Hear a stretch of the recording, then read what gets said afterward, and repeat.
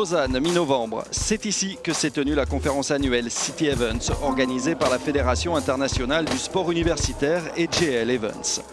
Rendez-vous incontournable qui met en contact les villes avec les fédérations sportives et des organisateurs d'événements.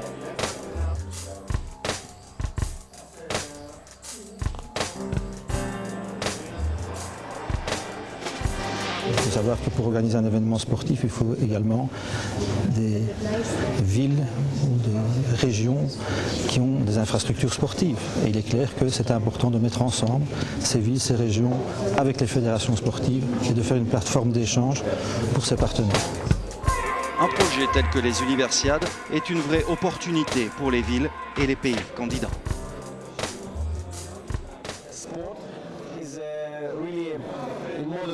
Dans notre société moderne, le sport a une place importante dans le système éducatif. Aux États-Unis, en Asie, en Europe, chaque grande université a une vraie politique sportive avec des équipes, des compétitions.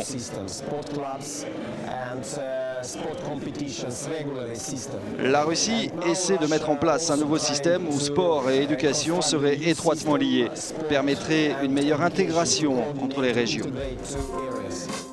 Avec 150 000 étudiants, Krasnoïarsk est la première ville candidate aux Universiades d'hiver 2019.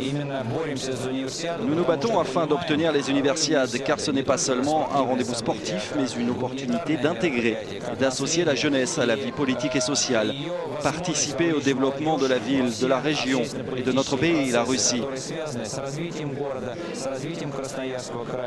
C'est l'opportunité pour nous de nous sentir pleinement intégrés au monde. Nous voulons en faire partie, nous voulons être en harmonie avec lui et démontrer notre capacité à accomplir des choses. Les prochaines Universiades se tiendront en 2013 en Russie, à Kazan. Avec 27 sports au programme, un record, ces Universiades s'annoncent comme les plus grandes jamais organisées. Il existe déjà 85% des infrastructures. Kazan est déjà prêt à accueillir le monde.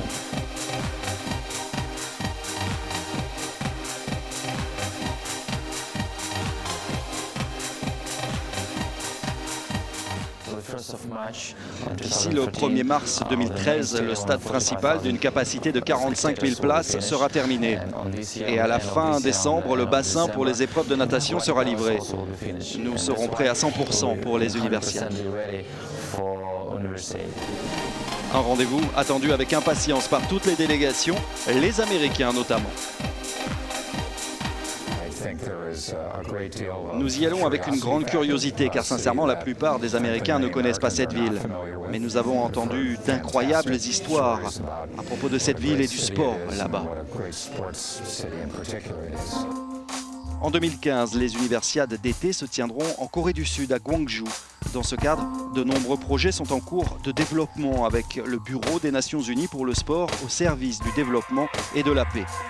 L'objectif ? Rapprocher les deux Corées.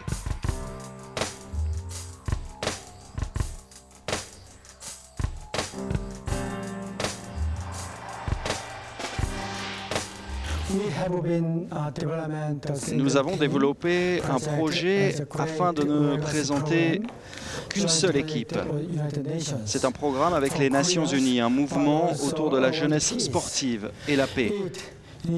Le but est de présenter une équipe de Corée unifiée pour la première fois dans l'histoire des compétitions pluridisciplinaires.